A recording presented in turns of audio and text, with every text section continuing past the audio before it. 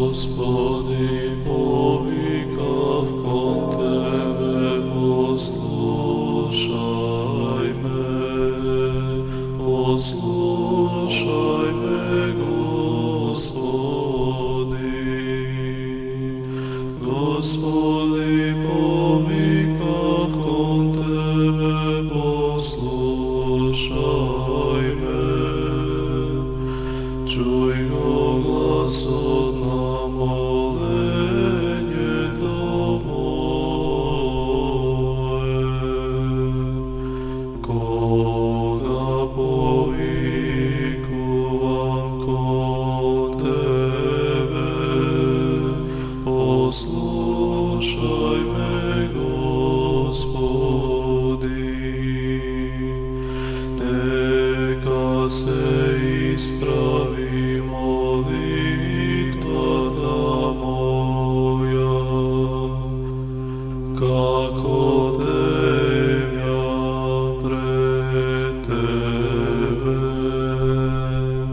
а воздигањето на рацете мои, како жртва вечерна. Послушај ме, Господи.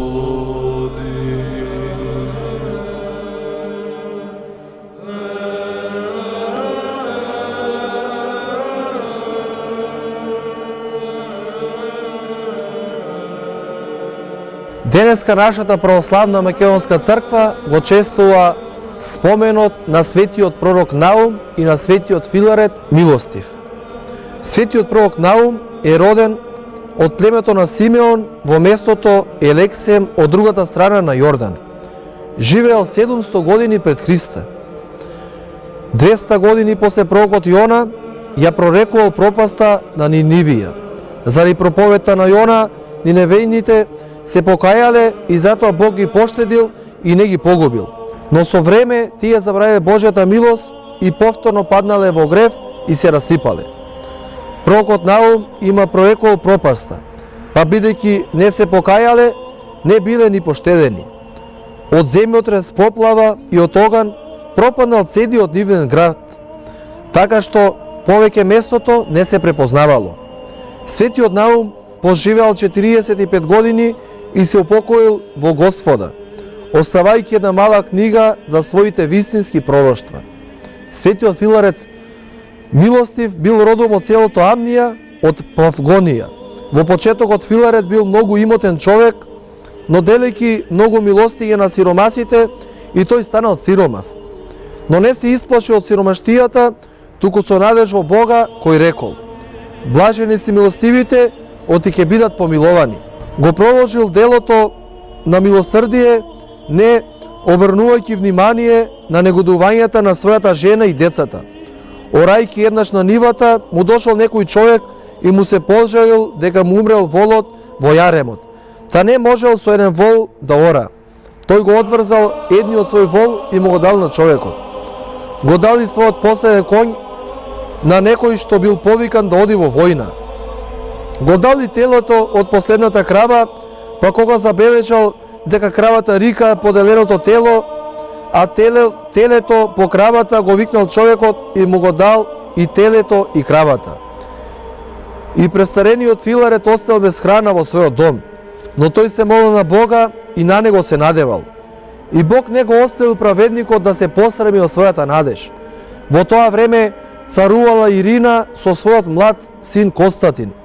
По тогашниот обичај, царицата испратила луѓе по целото царство да бараат најдобрата и најугледната девојка со која ќе се ожени синот на царот. Според Божјата промисла, тие луѓе застанале на конак во домот на Филарет, ја виделе неговата внука Марија и ја одвеле во Цариград. Девојката му се допаднала на царот и тој се венчал со неа. А Филарет и целото негово семејство го преселиле во царштината и му дале голема чест и богатство. Филарет не се погордеал со таквата ненајдена среќа, туку благодарен на Бога и сега продолжил да прави добри дела, уште повеќе од порано. така правил до својата смрт. Во 90-та година ги повикал своите деца, ги благословил и ги поучил да се држат до Бога и до Божиот закон и со предливи дух, како некогаш праотецот Јаков на секого му прерокол како овој живот ќе поживее. Потоа легнал во манастирот Родолфија и ја предал својата душа на Бога. Пред смртта лицето му засветлило како сонце, а по смртта од него излегол необичен благопријатен мирис и се случиле чуда од неговите мошти. Неговата сопруга Теозва, како и сите негови деца и внуци, поживеале богоугодно и завршиле во Господа. Слава на Бога. Амин. Драги браќи и сестри во Христа, почитувани сограѓани, се наоѓаме Драги браќи и сестри, се наоѓаме во Божикниот пост, се наоѓаме во времето кога треба да го смириме срцето, кога треба да поуздаме верата, кога треба нашата уста да говори молитви, а нашите дела да чинат добри дела. Но исто така се наоѓам и во Параклисот, кој што полека еве ни прересна во една црква, кој е посветен на Светата Петка Парасхева.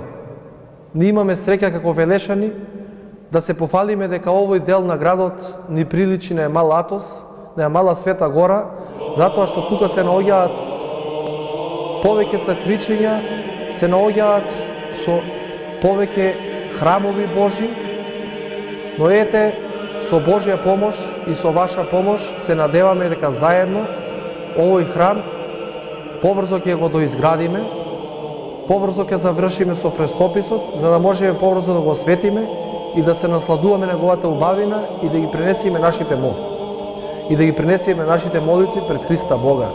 Но исто така не треба да заборавиме дека Божикниот пост е време кога како христијани треба освен тоа што сме смирени да помогнеме на оние што се послаби и понемогти од нас. Ова е време кога треба да го одврзиме нашето кесе, да дадеме на сиромашните. Ова е време кога треба да ги посетиме нашите постари роднини кои се одамна заборавени. Ова е време кога треба да појдеме во болниците и да ги посетиме и најмногу познатите комши или роднини. Да ги подадиме рака, да ги поддржиме за рака, да поразговараме со нив, но и секако малку финансиски, ако можеме да ја помогнеме.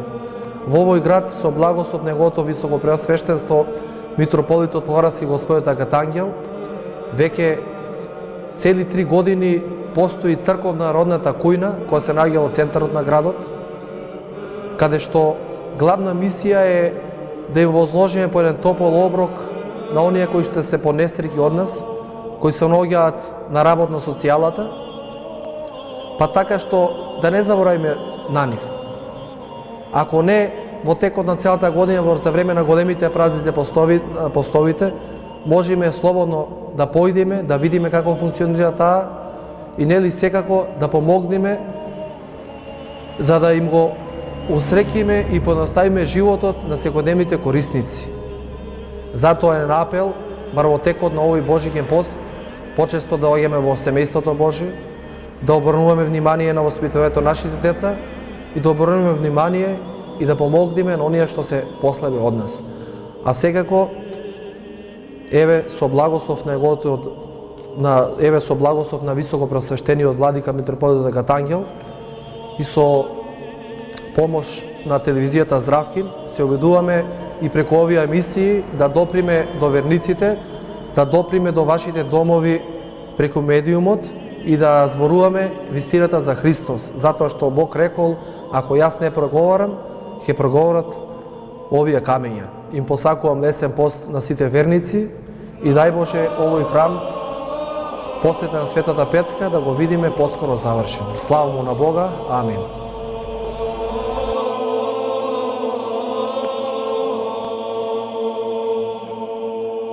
Во Библијата се вели дека слепиот во Циида Господ Бог не го излечил наеднаш, туку делимично, па потоа и целесно. И тој почнал јасно да гледа, се вели во евангелскиот текст, кај светиот Марко. Зашто тоа така го сторил, знае само самиот тој. Ние од таму можеме да заклучиме дека кога за исцеление на телесниот вид е потребна толкава голема посветеност за просветување на нашите душевни очи и разум, треба многу поголема посветеност. Така и било. Во периодот на патриарсите, богооткриеното знаење не било многу сложено и длабоко, а во нашето христијанско време тоа е многу подлабоко и повозвишено. Меѓутоа, дали тука е и крајот? На земјата не треба веќе ништо повеќе да очекуваме, а пак на другиот свет тоа ќе биде уште повеќе просветено. Но дали на тоа не подочуваат светите апостоли, ќе кажеме да, а посебно двајца од нив.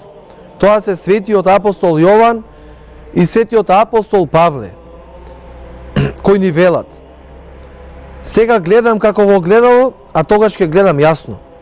Ами таму ќе постојат различни видови на просветеност. Знаејќи дека Божјата просветеност е бунар без дно, тоест бескрајна. На земјата откровението Божјо само што не е завршено. За нешто позвиштено не треба ни да помислуваме, затоа што имаме се што ни е неопходно. Треба само да се адаптираме и да живееме според него. Тоа ни зборува за расширеноста на Евангелието по целиот свет.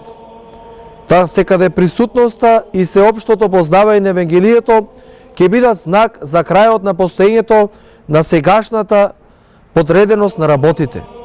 Тогаш верата ќе ослабне и животот ќе постане многу тежок. Тогаш и Божјата милост ќе го донесе крајот на овој свет. Слава му на Бога. Амин.